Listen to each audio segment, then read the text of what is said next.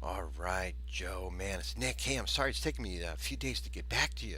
I've been so busy, but of course, you know, that's is it a reason or an excuse? I don't know.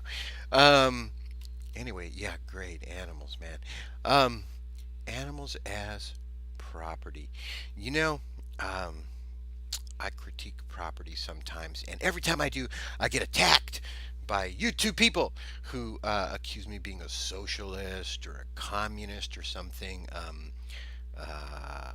I'm talking about private property because there's a whole philosophy that some people believe that that freedom is built on property, and I just don't believe that freedom is built on the concept of property. I don't think that's an adequate basis upon which to build a concept of freedom, and it lacks a concept of human rights or social justice or animal rights. But I do think that there is something toxic either inherently in the concept of private property or perhaps in our application of the concept of private property. There's something absurd in it because when you push the concept to the extreme, it becomes absurd. Like, for instance, I could take a concept like love, okay, and I can push that to the extreme and say, okay, well, I'll love everybody and I'll love everything. That's not absurd. That's very universal, but it's not absurd. But if I take the concept of private property and I push it to an extreme, it becomes it's possible for one person to own everything in the world. I mean, maybe not practically because people would fight them for it. But theoretically, one person could own everything in the world by just accumulating. And then what about everybody else? See, so there's an exclusivity to property. I mean, I guess that's what property is. People have exclusive rights to use something or to determine its fate or what have you. There is an exclusivity built into the concept, and perhaps that's part of what happens. But as I say, you can push it to the extreme, and one person could theoretically own everything, and then and say nobody else gets to use the whole planet because I own the whole planet. It's ridiculous. So there's something, and then we misapply the property. What can we own? Objects, I suppose, and then we throw subjects in there because, see, that's the thing. When we treat animals like property, we're not treating them like subjects anymore. We're not treating them like equals anymore.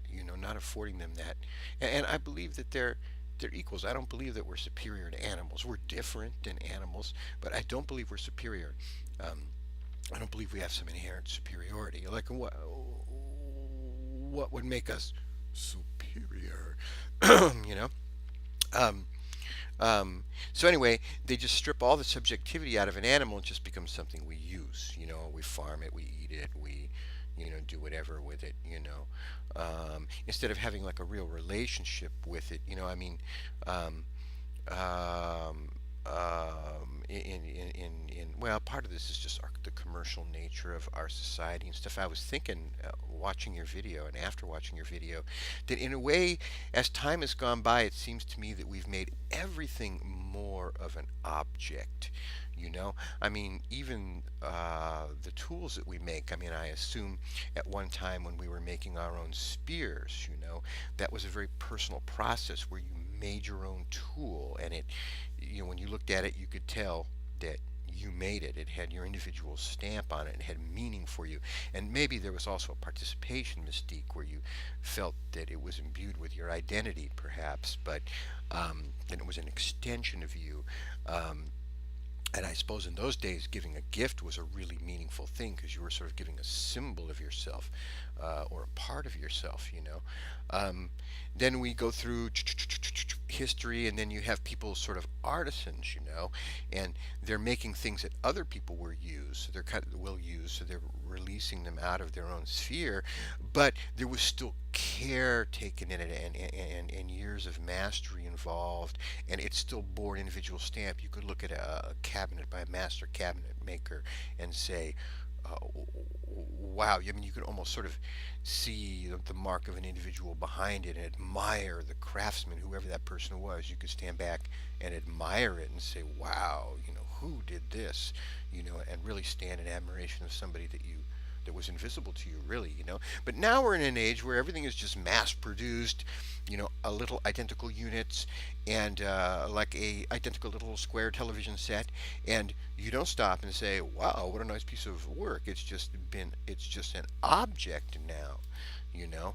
Um, and there's no humanity really in it, except maybe you admit that, oh well, somebody had a concept, and half the time it's a marketing concept, which, don't get me started on marketing.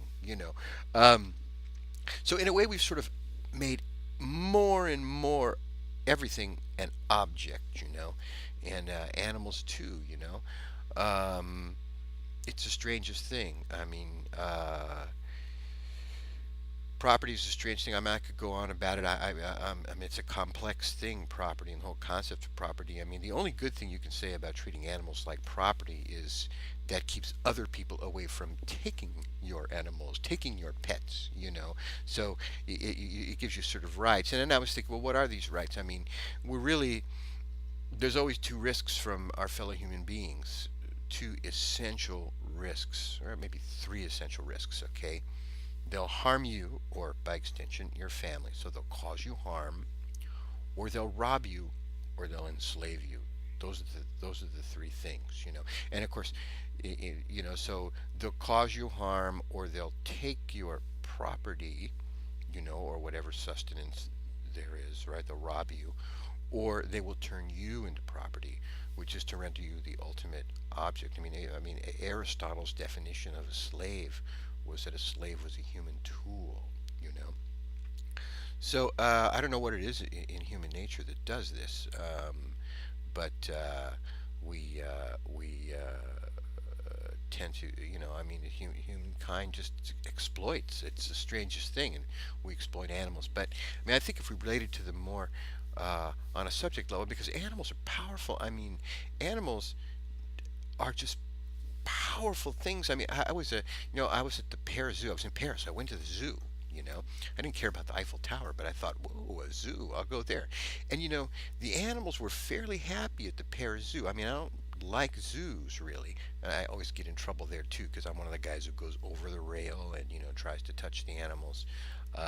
Which got me in trouble with these monkeys once. That's a whole nother story. It's worth a video on its own. But when I shook hands with a monkey, um, but the Paris Zoo, they had animals who were appeared to be fairly happy, and I actually went into one of the houses, and they had a black panther there, and he was just looking at me. It was just amazing to look into the eyes of this creature, just amazing. And actually, I reached out, and he let me touch him on the nose, so I got to touch this black panther on the nose. It was a remarkable experience, and very friendly animal, and very powerful. We were talking before on the last video series about where does the authority come.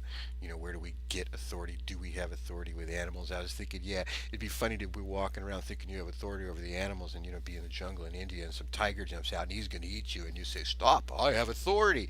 Yeah, that's going to go a long way, right? Life's mysterious.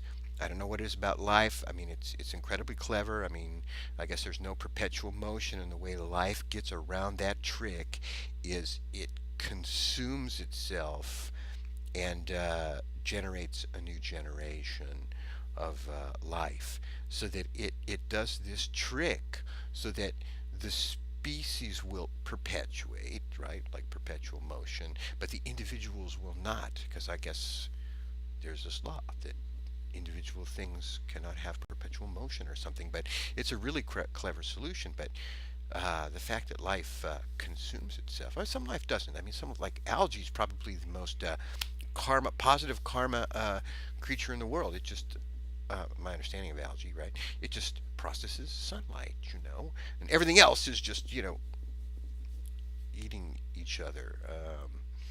You know, but plants are interesting in that way. Animals were the ones who got loose and started eating other animals. You ever see those carnivorous plants? Those are wild. Carnivorous plants. What are they thinking? All right, man. I already used up a whole video. I didn't even get through the first paragraph, man, of your videos. But video 2 coming up. All right. Talk to you in a sec.